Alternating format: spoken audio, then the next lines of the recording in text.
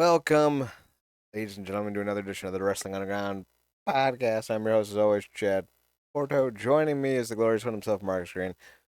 Marcus, how are you? Good man, always a good time with you. Going down memory lane in TNA's past is a little shaky in the present. Well, ironically, it was pretty shaky in the past, too. Ironically, or not so much, because irony is something of basically two events that coincide with one another coincidentally.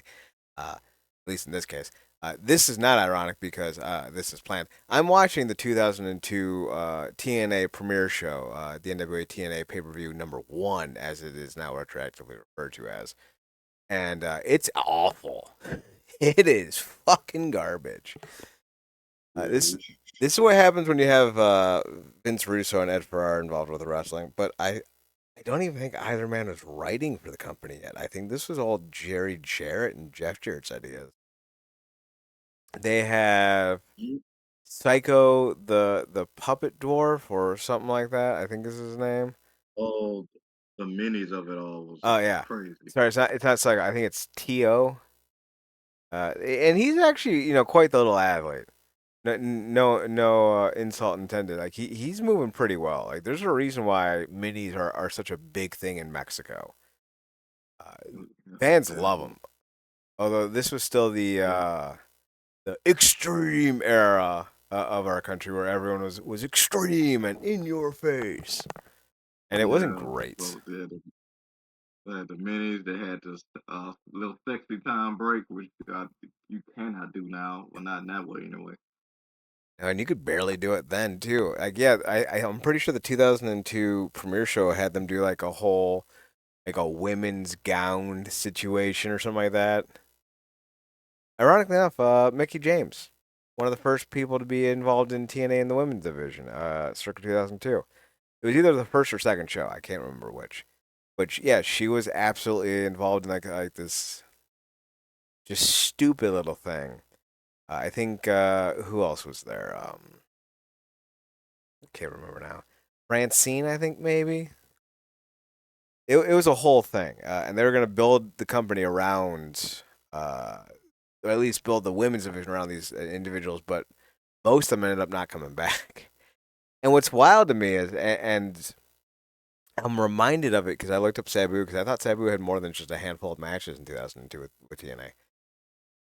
I was like looking up Sabu in 2002, and he wrestled like 13 or 14 times with World Wrestling All Stars, which was I guess a friendly promotion that started in 2001 out of Australia by McManus. What was his name? Rove McManus, I think. And they toured Australia, New Zealand, and the like. And I think they even did a show in Las Vegas and maybe Canada. So at the time, one was traveling internationally, and TNA was based mostly in Nashville, Alabama area in the United States, deep south. And for whatever reason, Sabu worked, you know, dozen plus dates with World Wrestling All Stars in 2002, and only two with TNA. Just TNA was easily the number two promotion in the U.S. at the time. Granted, one was on paid TV because you had to pay to watch TNA on pay per view, and WWE was on USA Network, or at the time I think it was TNN Spike TV. So like huge disparity, but still like Sabu opted to work with World Wrestling All Stars, who didn't even have a reliable pay per view distributor as opposed to TNA. And I just find that funny, that very funny, because he was easily one of the biggest names that they could have gotten at the time.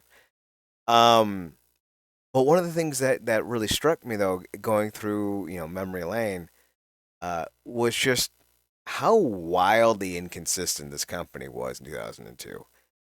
We'll go to the top talents of the company because I think that's one of the big things that I think you can look at and kind of get an idea of like who they were, what they were trying to do, and the amount of 50-50 booking at the time.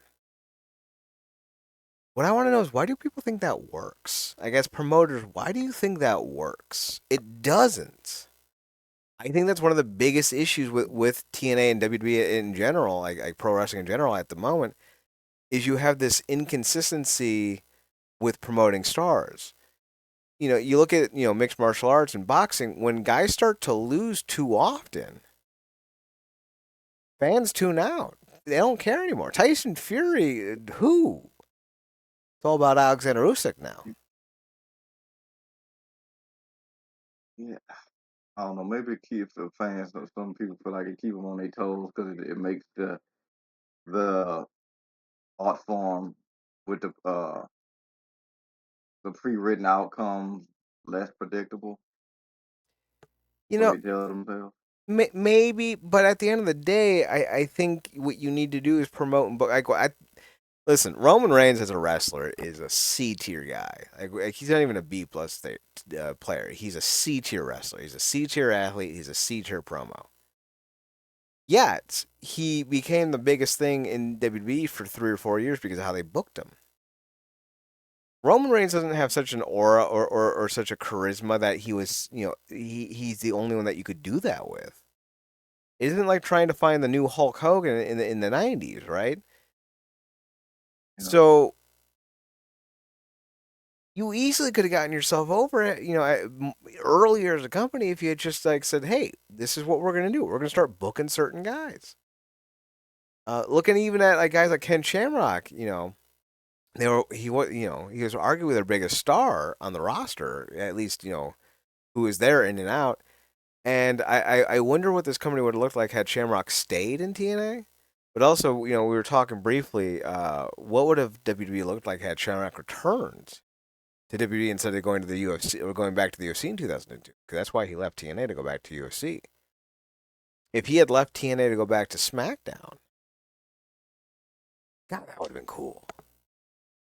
I know like the yeah, SmackDown 6 may have been interrupted, but honestly, that tag team division was kind of ass. You know? yeah. I Chavo mean, was not a great six member of that SmackDown 6. no, he was kind of just a tag along with Eddie. It was cool at the time when they was Los Guerreros and all that, but yeah, it was definitive six, and there was no real second for that. But back to Ken Shamrock for a second, going back to what you were talking about with the 50-50 booking, do you think, from your perspective, that that's what played a part in him going back to UFC because it's not like he could be written to lose in UFC, whereas being a real fighter in wrestling, you could really be booked to look like a complete clown, even though you're one of the most badass people on the planet. Honestly, no. He's been with a number of wrestling promotions for a variety of years. He started in pro wrestling before he ever got into mixed martial arts. And that's something that people actually seem to forget. Um, when it comes to Shamrock's career, he got into MMA after doing wrestling in the late '80s or early '90s, and he left pro wrestling to go into combat sports, fully. And he was with Pancrase for a while. I think he did something with Pride for a hot minute, and he was with the UFC, obviously. But he never seemed to love pro wrestling the way he loved mixed martial arts. And I think that's one of the reasons why he, would leave so consistently from the world of pro wrestling. Like he had different aspirations, so to speak. Yeah, And so I don't think he was ever going to be long for wrestling. I think he was very much like Brock Lesnar in that regard, where yeah, he just kind of was like, I like this for I'm getting paid, but eventually I'm going to want to move on. So I don't think he was ever long for TNA in hindsight. He left WWE for the same reason he left TNA. He wanted different opportunities. And I'm gonna look this up right now. I'm pretty sure he left the WWE in part to go to Pride. Because this was a dude that was still trying to resurrect his career, circa, what was it, 2016 when he fought Kimbo. So like he clearly had a stronger desire to be a part of that world than this one. So, Yeah, yeah. because when did uh Kimbo RP to one of the internet goats? Did he officially start fighting? When did Was Kimbo it start fighting? 2016? Like Uh, officially, like I'm talking about like for the U. I want to say 2012. Could be wrong because he was on the Ultimate S. Fighter Yeah, yeah, yeah. Man, that seems like a like a while lifetime ago. ago. Yeah. So he debuted in Pride in 2000. And he fought there until he basically went back to TNA because he went 2-2. Although one fight wasn't in Pride, he beat Alexander Otuska. I pronounced that wrong in his debut fight. Then he lost to Kazuyuki Fujita. Then he beat a guy named Sam Adkins at WMMAA1 Mega Fights, and then he lost to Don Fry at Pride 19. Spent time in TNA until about August or so. Then he left to rejoin the UFC in 2002 in November and lost to Tito Ortiz. Then he lost a lot after that. Beat Wow. Leopoldal, Rich Franklin, which was a real sad fight for me to watch because I really liked both guys and I didn't want to see them fight. He went back to Pride for a hot minute and lost to Sakuraba. Then he went back to UFC and lost to Tito Ortiz in back-to-back fights. And then he would eventually bounce back and I shouldn't say bounce back. He fought Kimbo Slice once more in 2015. Not once more. He fought him once, but he got back into fighting 5 years after his last fight against Kimbo Slice and lost. Then he lost to Hoist Gracie in 2016 at Bellator 149. So like up until a decade ago, he was still trying to get back into MMA at 50, right? So Shamrock clearly loved mixed martial arts more than he ever loved pro wrestling. Though he did return to TNA for like 2 years in a part-time competitor role. I think he even had two matches in TNA, at least at Bound for Glory. Kimbo, so you know, debuted in 2007 against Bo Cantrell with Elite XC. He joined the Ultimate Fighter in 2009. I joined Bellator in 2015, 5 years after his last fight with the UFC, and did not fight again after 2016. So, watching the first show, James Storm just debuted alongside Psychosis. These two dudes would have very different careers in TNA, but both were very impactful. Obviously, America's Most Wanted was TNA's first great tag team, and Psychosis was one of the four men of the X Division Championship match on the second weekly pay per view. So interesting that they debuted together. That being said, let's look more closely at the women of the first. Oh God, James Storm's cap guns. I forgot about those. Those were terrible. So the original women of this events that never did anything. They were brought out on the first show by Don Weston and Ed Farrar, and it included ECW's Francine, WCW's Daphne, the future Mickey James, then known as Alexis Lurie, uh, Electra, who would be a little bit bigger alongside TNA in 2004, 2005, and then she'd eventually jump to ECW in 2006 and 7. Taylor Vaughn, um, Barbara Bush, if you remember her from WWE in 1999 2000. Let's see who else. Miss Joni, Sundown, Aaron, and Deriza Tyler, whoever that is. They didn't really go anywhere. I think Francine was going to be the focal point for this alongside Daphne and um, Trinity, but for whatever reason, nothing happened. The whole thing fell apart. So interesting. It was very interesting to see that this was the women's roster they came up with. Now, granted, this was a different era in pro wrestling, and women were just expected to be good looking and sexy. And I think when that's your go to, you're limiting yourself as to who you can attract. And I think that's one of the things that we can safely say now has changed, and probably for the better when you look at some of the choices being made. You're attracting NCAA women's athletes now. Part of the problem that I have with WWE modern, and their modern movement is they're almost blinded desire to only attract NCAA athletes, both men and women, and ignore the indies. It's one of the reasons why so many of the wrestlers are boring. They have no real idea. It's like they're trying to figure out what move to do and not tell a story. And like I think Sol Roca is the epitome of that. Her finisher is great. It's such a spectacular athletic move, but it's nonsensical and it's not sustainable. You're landing on your ass every single night doing that from the top rope. You're gonna destroy your hips. You're gonna fuck up your spine, and then what? But also, it doesn't make sense because why would I just wait for you to do that move? Like, why would I fall into it? Like, that makes no sense. And I feel like that's a Yeah, byproduct of the NCAA recruitment. and I mean, yeah, you're not wrong. Like it's interesting to see that, but yeah, like you said, the impracticality of it is just kind of just undeniable.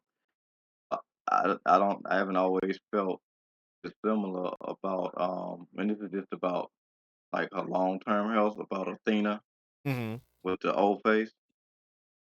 She's jumping right down. I mean, obviously she got cushion for it, but I'm like, you still, like you said, it is one of the best looking finishers, and to a degree, she can tweak and incorporate that in a different way she can hit it. But yeah, it's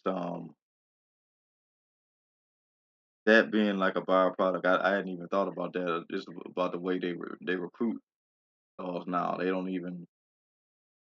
I mean, it's really just gluttony them even doing the ID program because of everything they're doing with the college program. I mean, the college recruiting and stuff. But maybe because they saw they weren't getting as many straight up standouts that they thought they would, like someone like a Belair. Mm-hmm. Some others like who was the Olympic guy that they thought was gonna be hot, and then he ended up going back to the Olympics. Oh, Gable Stevens, something like that. Gable Stevens, yeah. Yeah, he was not that guy. I think that that's abundantly clear that he was not that guy. Um, what I'll say is, as we discuss this, the NCAA recruiting method can work to an extent. The other big sin in recruiting that we have to touch on briefly before getting back to this is the nepotism. WWE just signed 3 guys to NIL deals. None of them are actually wrestling. Titus O'Neil's son, Mark Henry's son, and I do believe Scott Steiner's son have all been signed to NIL I deals. can only, Scott Steiner's son, I know for a fact, I is can still playing only, football. What yeah. was so like now? Granted, we look at that. We look at how they recruited women for TNA in 2002. Vastly different, right? Vastly different. Um, it's better in theory, but it's not as executed well as you would hope for. Now, granted, like I said, TNA was just trying to find anyone who looked good in the skirt to put on pay per view in 2002, and that's what they got. Uh, Overall, though, I do think the TNA roster has improved significantly because, again, when Psychosis and James Storm debuted, they debuted against the Dicks. They were 2 giant bald dudes dressed up in skin toned costumes because they look like giant condoms. You might remember them as Simon Dean's duo, the Gemini Twins. Same tag team. It turns out bald white dudes with no personality aren't really known for getting over in any company, and that stayed true. So, or how far removed are they from the Bashams? I think they're one for one. I couldn't tell them apart. I think the Gemini twins, not as the Dicks, but as the Gemini twins, were a better looking tag team, but the Bashams were a better wrestling tag team. Speaking of odd tag teams of the mid 2000s from WWE, I'm watching Trevor Murdoch here. Obviously, one half of the Murdoch and Lance Cade tag team.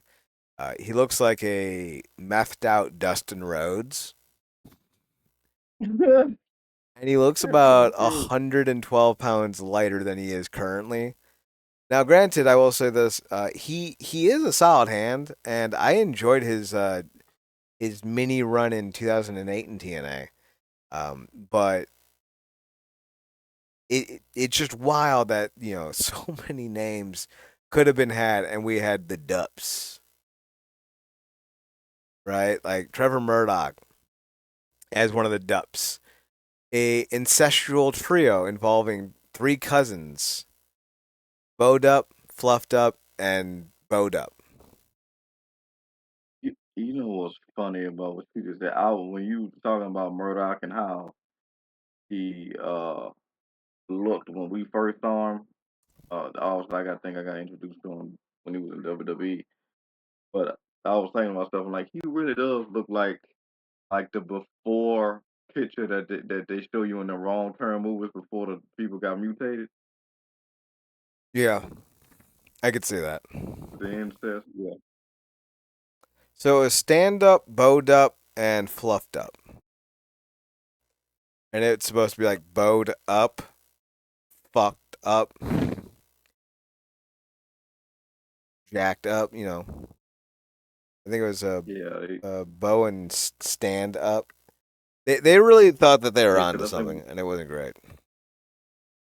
yeah, because I think we went back and watched a couple of those early shows not too long ago, maybe probably last year or something. And it really was just the kind of come as you are mentality on them first shows.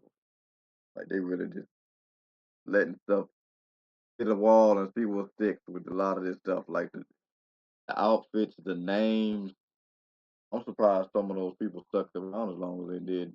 Um, now Storm wasn't outlandish enough when we first saw him, but I didn't think he was going to like had the longevity that he did. But yeah, a lot of these people just like they got to fall off just because of some of the names for this stuff. What's funny is that the Dups really got kind of their big break with the Hardy Boys promotion in the late '90s with the Omega Championship Wrestling. So fun little factoid there.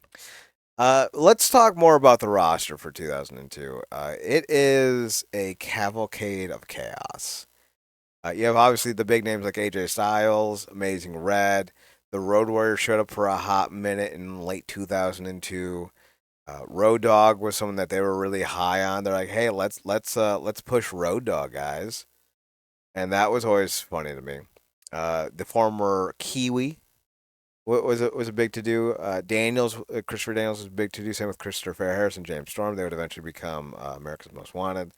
CM Punk was a part of the roster, but at the time he was nothing more than an enhancement talent. And while he would get a little bit more to do, especially alongside Julio De Niro and Raven and Alexis Luria as part of what was it? What were they called? I think it wasn't the Flock, the Gathering. No, something like that. I think it was the Gathering. I could be wrong. He wouldn't have, he wouldn't lead to the same heights that he would in Ring of Honor or WWE or AEW, but he would have a memorable run, if not, slightly unspectacular. Kurt Hennig debuted a few months after being fired by the WWE in 2002. Sadly, he wouldn't, be around much longer in the company, let alone in this world, as he would pass away, I think, at the start of 2003. David Flair, for some reason, was a major a proponent and component to the roster. Elite Skipper, also another big name that the company had. Jeff Jarrett, we already mentioned James Storm. Jerry Lynn was huge for this company at the time, as was Ken Shamrock. Loki was starting to really build himself up. Um, Malice was their big heavy that would eventually be, he would pass away, unfortunately. And then they would eventually find Abyss, who would do everything for the company that they were hoping Malice would. Monty Brown had a brief and unspectacular run in TNA at the time. I think he would actually leave in early 2003. He had dreadlocks at the time, or cornrows. I'm sorry, cornrows.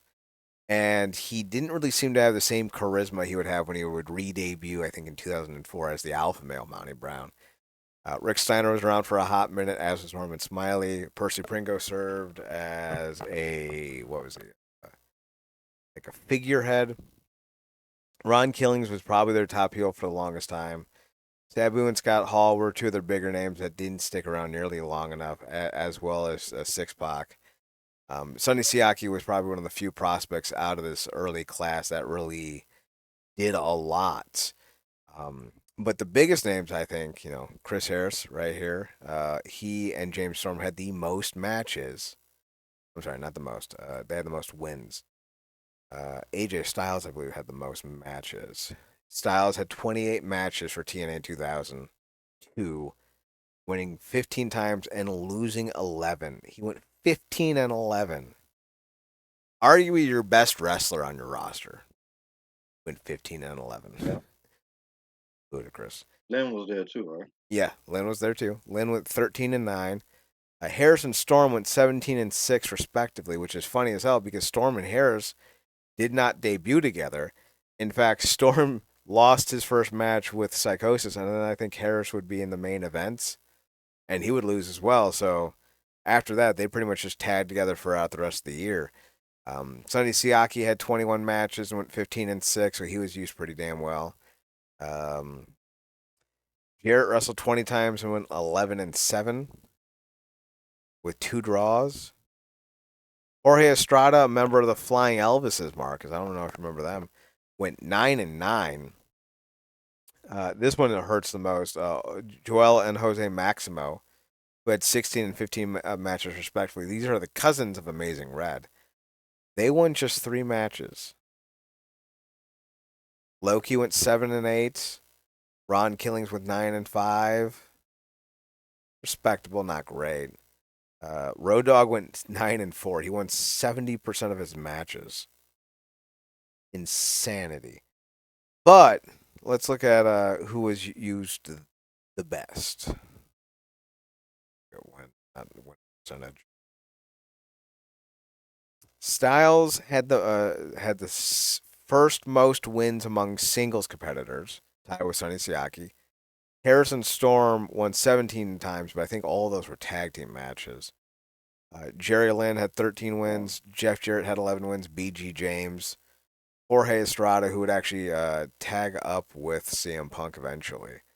Um, Ron Killings had 9 wins. Bruce, the former Kiwi, had 7 wins, tied with Loki. And then Brian Lee had 5 wins, tied with Kid Cash / Six Pac and the Amazing Red. This these 11 names right here. These are your top guys. These are the guys that they tried to build the company around. Now listen, some of them great idea. Chris Harris, James Storm, AJ Styles, great idea. Sonny Siaki, so much potential left on the table. Jerry Lynn and Jeff Jarrett, fantastic veterans who can get a great match out of you and provide a little bit of headline. Plus, both former world champions. Ron Killings, up and coming potential wrestler with loads of charisma and an eventual NWA-TNA world champion. Jorge Estrada, Bruce. What are we doing here? How did Bruce go? How did he win 7 matches? Now, granted, most of them were comedy matches. Damn, that is one of the most infuriating things to see on this list. Just some dude who quite frankly wasn't used well at all. I'm pretty sure his first match with TNA was as a Hulk Hogan wannabe. Just came down doing just some random ass Hulk Hogan impersonation, if I remember correctly. Maybe that was World Wrestling All Stars. I can't remember. They both kind of blend in together. which would be ironic because they would eventually merge, not literally, but in spiritually into one company. Because most of the guys on the World Wrestling All Stars last show were TNA wrestlers. Low key 7-8. Dude lost more matches than he won, and he was easily one of the three best wrestlers on the roster. Are you a little surprised that the top wrestlers on this roster, granted, there's only 10 out of the 11 names who can say they had a winning record? Are you a little surprised with who they are? Or do you think AMW Style, Siaki, Lynn, Jarrett, BG James, aka Road Dogg, Jorge Estrada, Ron Killings, Bruce, and Loki were the right picks?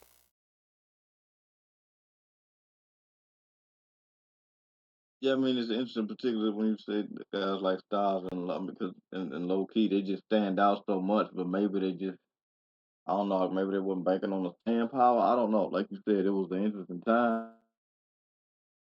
Primarily, I guess it was the Jarrett, but maybe they was kind of just testing people out to see who would really be, um, like I said, there for the long haul or really work. Because there's also that thing of like this person is fantastic when he's out there, but other than that, we can't really do nothing to build nothing around him. Like you talking about like Killings was there, and he had opportunities back and forth, but he was so off the leash, if you will, on the mic. He was just too entertaining not to have multiple segments. Scott Hall went 4-5. What are we doing here? By the way, quick little note: it's not Jorge Estrada; it was Julio De Niro who tagged with CM Punk, and he didn't debut until later. Um, One of the things that surprised me, right? Debut show, you get Scott Hall, Jeff Jarrett, Ken Shamrock. You then try to build, Scott Hall and Jeff Jarrett up. You bring in Sean Waltman, and Sean Waltman does a lot of stuff with Scott Hall, and then eventually BG James. But you don't keep either guy for long. Sean Waltman eventually leaves before the end of the year, and while Scott Hall's demons are widely remembered, he leaves and comes back multiple times between June and October. And I think in the entire run, I think he has like one memorable match, and it's not even that great. But you had Road Dogg, you had X Pac, you had Scott Hall, and you really didn't do anything with them. Now, I think a lot of it was unreliability. All three men were going through their own personal shares of issues. But I feel like you really could have had a nice trio had they been sober, clean, and able to go constantly and consistently. Now, one of the things that did come out of this time period, I will say, is that this was the rise of Triple X. AMW is great. But then you have Loki, Elite Skipper, and Christopher Daniels, and they formed Triple X, easily one of the best trios in wrestling history, one of the best tag teams in wrestling history. They AMW, and maybe I'll give a little nod to the Naturals. Carried the tag team division for 3 or 4 years. They were incredible, but unfortunately, we got guys like Slash and Brian Lee, the Dicks, the Dubs, and they really bogged down the tag team division with guys that, quite frankly, couldn't wrestle then, let alone now. And I think that hurts the perception of TNA in 2002. You had so many guys who were there because they were friends with somebody.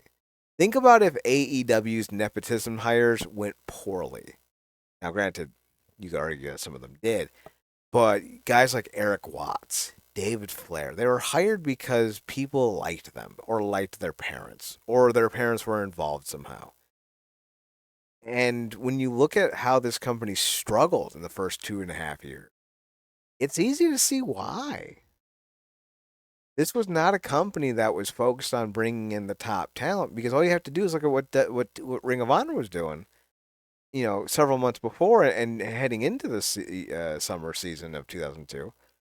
And both companies had very clear ideas and designs as to what they would be and do. TNA tried to be, Attitude Era WWE circa, 1998, 4.5 years after the fact, while Ring of Honor was paving their own way. And had TNA, I think, focused on guys like Styles and Siaki and Lynn and even Jarrett and AMW and Ron Killings and made them, far more consistent in their winnings and had cleaner finishes and presented them as athletes that you should take notice of, I think TNA would have bounded up the roster, the listing, so to speak, faster. I think they would have maintained a far more sizable fan base, and I think they may have been on TV quicker. Now, where they would have ended up, who knows? Because 2002 was a different time in the world. But they got on, what is it? Oh, what the hell is it called? They had a syndicated show. That's what I'm trying to find. They had a syndicated show, like 3 months in, I think, and they were getting some eyes on them regionally, but national TV is where the money is. But like Ring of Honor for sure, I think had Ricky Steamboat referee the main events. Now, granted, TNA did the same thing, but it feels like TNA spent more time trying to get people to care about Toby Keith than the wrestlers. I think that's kind of an idea of where this company was.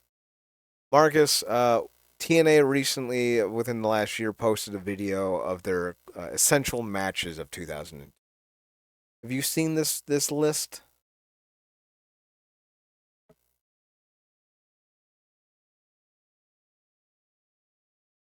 I'll ask Marcus momentarily. The list, I would I'll talk not. about that with back. There you are. Have you seen the list of matches from TNA? The essential 2002 matches. Yeah, I think I watched. Like I said, part of them last year. It's definitely interesting seeing how some of these people look. But yeah, I've seen it. So we have all of the. Oh, they had no faces in 2000. That's a big. We have the matches listed right here. But we're gonna go through them real quick, and we're gonna tell you if they were actually worth watching. Now they're all important, but I don't know if we can safely sit here and say that they were the best matches in TNA history at this time. Some of them were, some of them weren't. The first main event made the list, the Gauntlet for the Gold, but not the whole battle royal. Only the true main event, which was CM Punk versus Malice. Um, it wasn't good. Cage match gave the battle royal a 5.58, and the actual Malice versus Shamrock match that concluded the night a 4.7. No, great. Shamrock wins the belt at this time though, and becomes the new NWA World Champion. You think he's about to go on a run of great match because he wrestled really well and he was still in the prime of his career. And really, I don't think he ever lives up to the expectations. And partly, I think that's because he never really wrestled anyone that brought out the best side of him. And you need the best dance partners possible to really excel in this world. Scott Hall versus Jeff Jarrett from the second pay per view. This makes the list. Cage match gave this a 4.12. And honestly, every bit earned. Scott looked in Mm. great shape, but he wasn't putting together great matches. And for some reason, this was in an era that Jeff Jarrett just really didn't care about putting on great matches so much as he was about setting up the finish. And it was, indicative in his WCW run too, because so much of his stuff in WCW and early TNA is very similar. Jarrett, I still think is one of the greatest wrestlers of all time, just as a talent level. And I know some people are gonna be like, well, I believe that fully. He bumps well, sells well, talks well. He comes up with some interesting ideas. I would say Jeff Jarrett tells a much better story in the ring than Ric Flair many times because Ric Flair only ever told the same story. Jarrett at least diversified his matches. Now that being said, I do think from 2000 to 2004 ish, 2005. Jarrett wrestled a lot of real ugly matches that were not the best that he could possibly doing. He had a bit of a lull. I think that might be because he was taking on a lot of responsibilities, both behind the scenes and whatnot when TNA started, but still not great. The Hall Jarrett match you can absolutely skip, unless you just want to see Hall and Jarrett have the Slam Super Bowl 2000 rematch, Stan Sid Vicious that we all had hoped for. Sarcasm. Yeah, but no, you're absolutely right about that. But now we get into the matches that built the foundation of the X division. Oh yeah, which is the main event of the second pay per view. AJ Styles, Low Key, Jerry Lynn Psychosis for the inaugural X Division Championship. Styles wins in an elimination match. That was fantastic. The whole thing was I think you had to be pinned twice. And it was such a cool concept. Everything was so high paced. It was fast, frenetic. It was everything you wanted TNA to be. Styles wins and he wins well. They crown him champion. Everything's set to go, and not long after that, Styles, alongside Jerry Lynn, would win the NWA World Tag Team titles, making him a double champion, the first double champion in TNA history. And yet they still did not know how to make him a star, which I still think is one of the lamest, laziest examples of why this era of wrestling just is so hard to watch. Even though guys like Ed Ferrara and Vince Russo weren't writing, their influence was everywhere.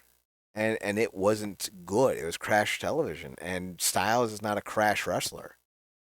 He's an icon, even if he doesn't like some of the communities. Anyway, unlike the Hall and Jarrett match, which only got a 4.12, Cage match gave the four-way main event an 8.74, and the Wrestling Observer newsletter gave this a 4.5, the first quote unquote good TNA wrestling match according to the Observer. So not bad. The next match they have listed is from the eighth pay per view. It's Ken Shamrock versus Ron Killings for the NWA World Title. Cage match gave this a 4.87, but it was the night that Shamrock would drop the belt to Killings, making Killings the first ever black NWA World Heavyweight Champion in the belt's history. A monumentous and truly memorable and history making night in wrestling history.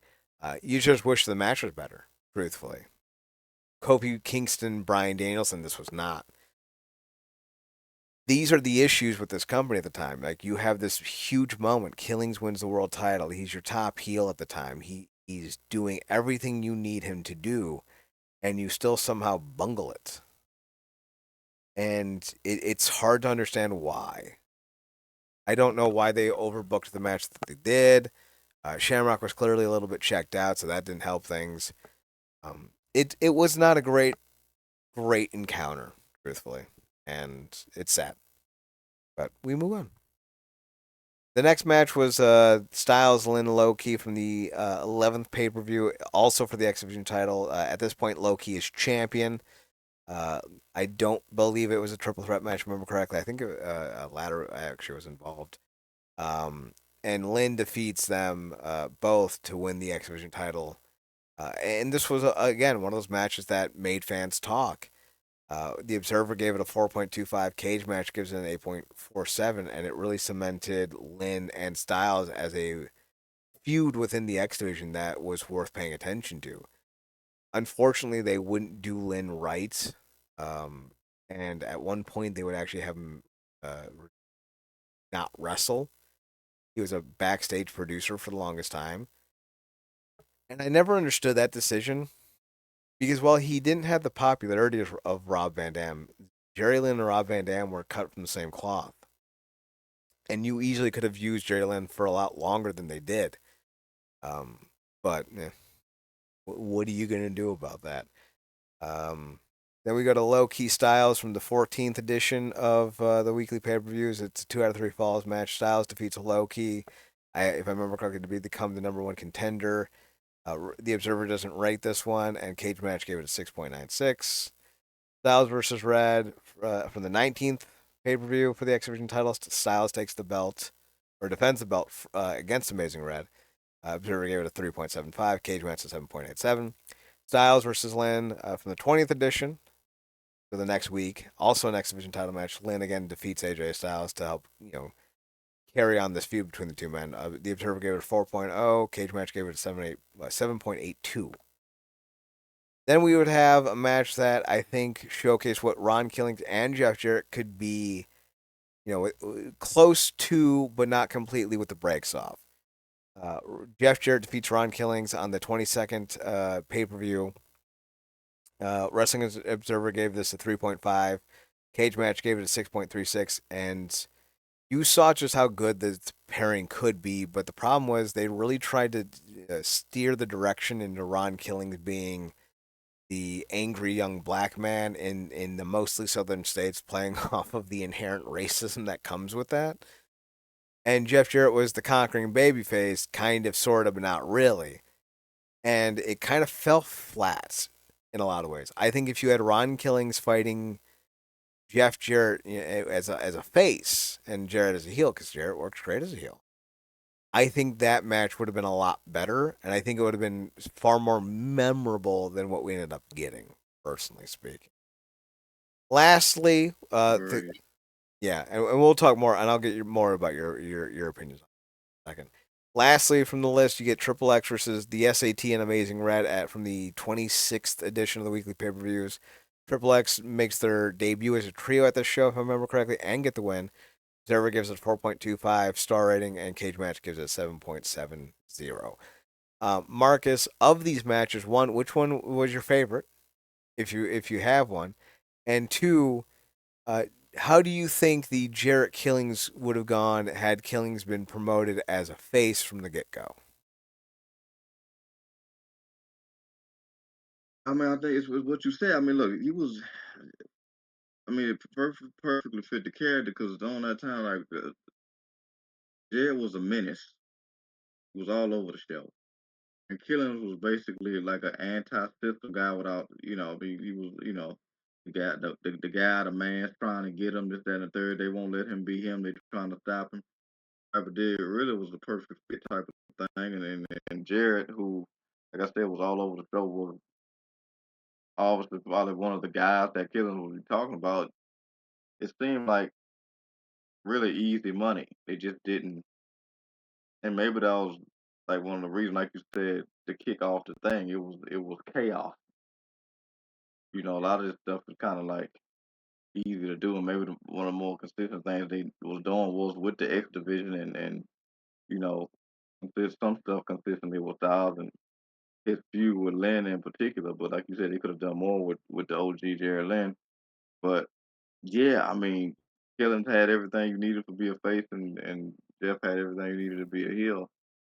I just they never just those paths never really came long term like that, and I don't know why. Obviously, like you said, Ron, because he eventually got the bill after this, correct? Yeah, Ron got the belt from Jarrett at this point, and then Jarrett got the belt back. Styles would get involved, and then Ron would eventually get the belt back one more time. I want to say 2003, 2004, somewhere in that Yeah, time span. yeah. And maybe the idea, like you said, them not really serving specific narratives and trying to do a little bit of everything for everyone kind of backfired because, like, when you trying to please everybody, you end up pleasing nobody. Hmm. But when you don't pick somebody who's definitive top good and then top bad, it kind of just sets things. Just leave stuff in limbo too much. Like you said, they could have really stretched. Cause that's another thing that's great about Jared as a heel. He could really, you know, be somebody that could extend a harder feud, which obviously we saw with his basically legendary feud with Kurt Angle the years later. But yeah, I don't know. Like you said, it'll be interesting to sit down and see who's directly booking the stuff. Obviously, like you said, it's the Jarrett's, but like weekly specifics. What's funny is, as I'm watching the Battle Royal now from the first show, I forgot about this dude. His name's Del Rios, and he just looks like Scott Steiner. And I don't mean like, oh yeah, he looks like Scott Steiner. I mean he had the blonde hair, the bleached goatee. He had the Superman trunks, and he was kind of built like Scott Steiner. Imagine if Scott Steiner didn't work out for 6 weeks, or maybe more like 4 months. Mm, That's what Del Rios looks like. that's hilarious. We get an early showing from a very babyface Abyss, minus the mask. That was adorable. He would bounce around for a while. It would take Chris Park a long time to figure out how he was going to be um, as a character. He moved great in 2002. He was such a good worker, but he lacked the personality and the look. And I think, when Abyss would debut in early 2004, he would really find something that would carry him for a long time. It's wild, It's always wild to see how things start and how they would develop. Although he does hit a modified black hole slam in this match, shades of what he would end up becoming. So I think one of the interesting things about 2002 is that they were surviving. I think by September, October, Dixie Carter would become the chief owner or the majority owner of the company, because the company that Jeff Jarrett had partnered with to act as the main sponsor and payroll supplier would end up being investigated by the feds for fraud. And they would eventually go out of business. So TNA needed to pivot fast, and they moved over, and Dixie Cutter, who was a minor involved minority owner at this time, would end up becoming the majority owner, and off to the races we go. And I think that's when they tell the story too. Jeff Jarrett and Dixie Cutter knew each other long before TNA ever founded. Did you know this? Again? Yeah, Jeff Jarrett and Dixie Carter knew each other long before TNA ever founded.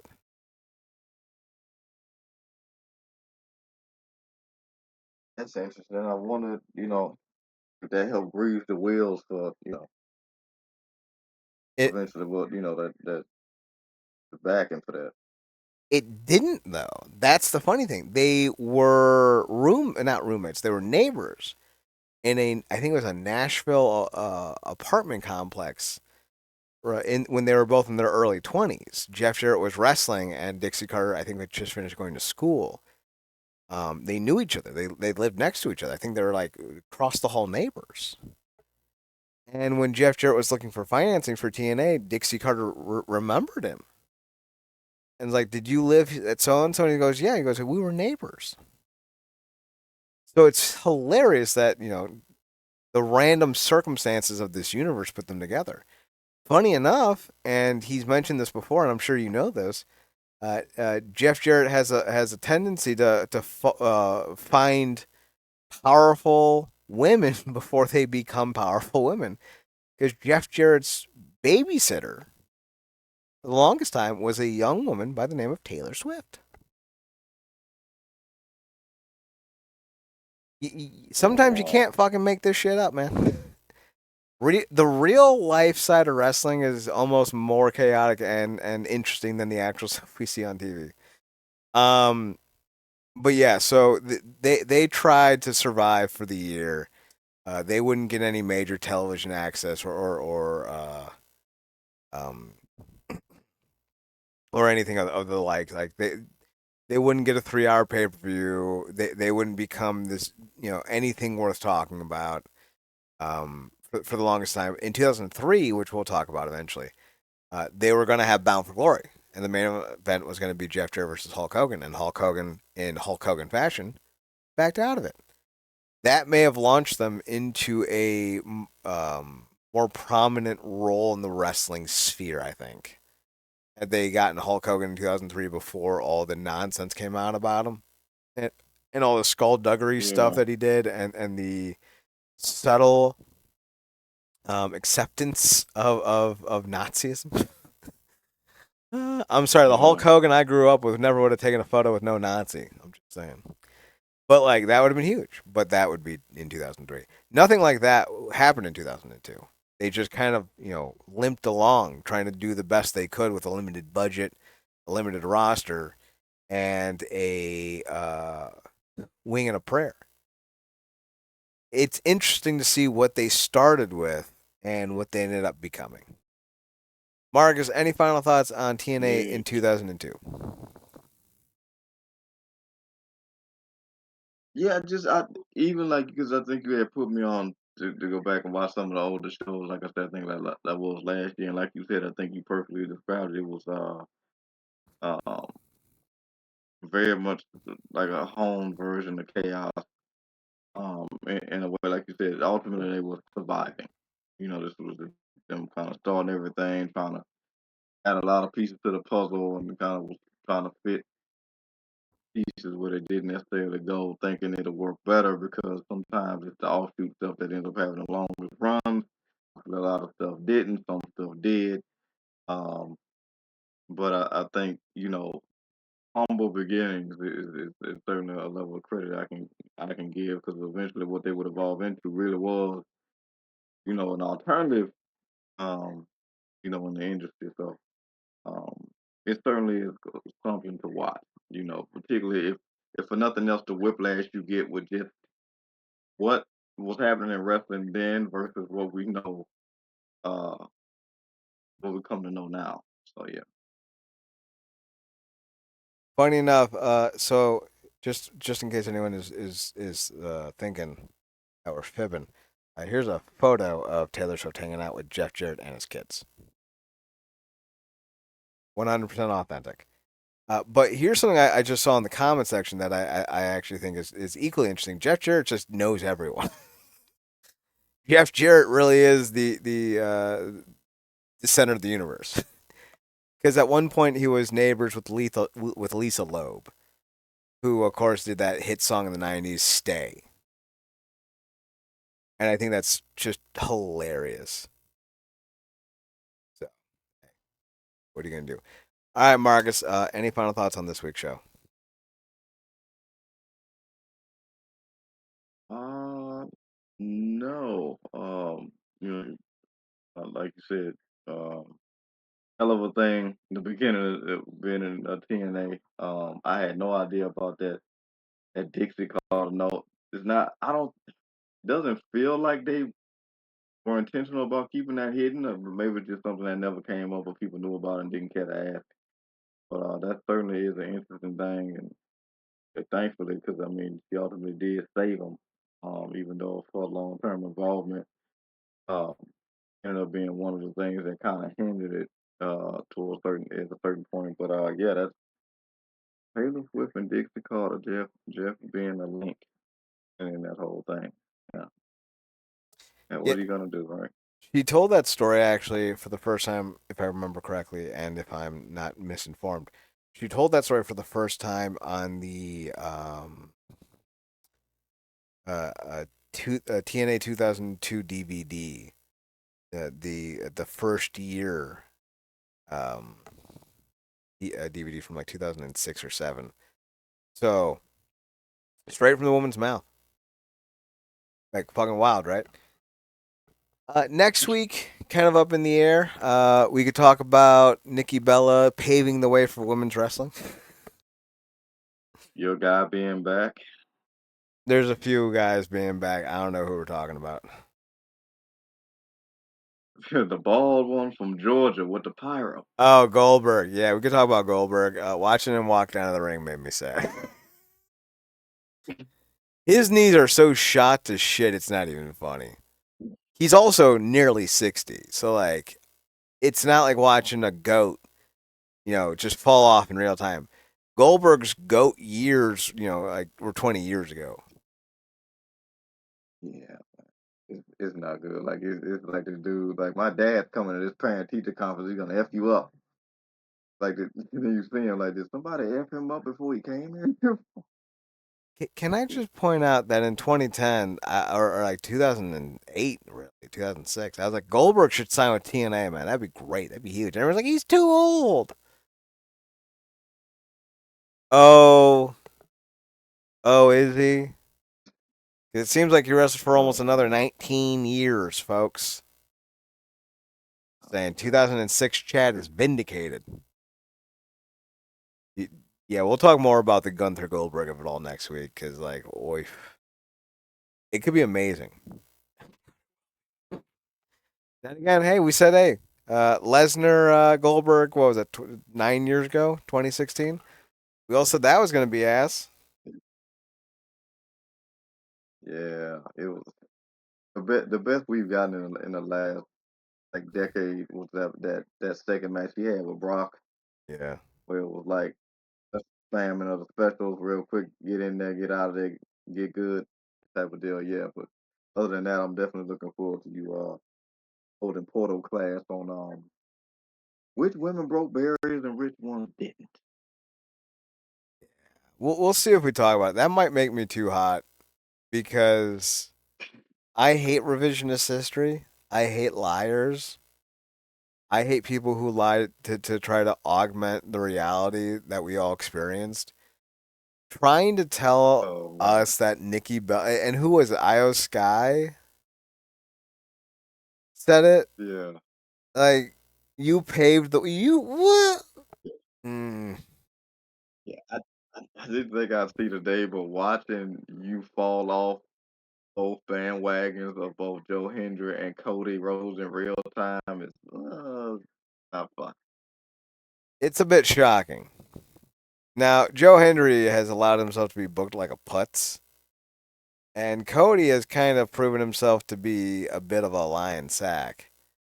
So yeah, For the yeah, we'll find out more. I forgot Gangrel was in this battle royal. The fucking names in it. By the by, Bruce wasn't doing his Hulk Hogan shtick in TNA. I guess Bruce was doing it in World Wrestling All Stars, and it was actually really hilarious. I enjoyed it. But he was doing the West Hollywood Connection or whatever they were doing at the time. He was tagged with Lenny Lane. Um, I don't know why Lenny Lane and this writing team of Jerry, I think Jeremy Borash really part of it too. We're so hell bent on trying to get these flamboyantly gay heels over. Like it's fine. Have a flamboyantly gay character. I don't know why you need to make him a heel. I don't know why they're so hell bent on trying to make the homophobia work for them. It's almost like sometimes pro wrestling writers don't understand that you're supposed to create personalities that people want to come see. But hey, yeah. what do I know? Talk about something that would get you some real significant remarks on social media today between that and the little people stuff of it all. Like some of them backstage segments, I'm like, yo, If they try to run this show out today, holy shit, I think there'd be riots. Not because it's spectacularly yeah, awful, evil, bad, or anything of the sort. yeah, You had a segment just about sex appeal. You had a segment with little people where they were. Now, granted, the match was fine. It wasn't great, but it was fine.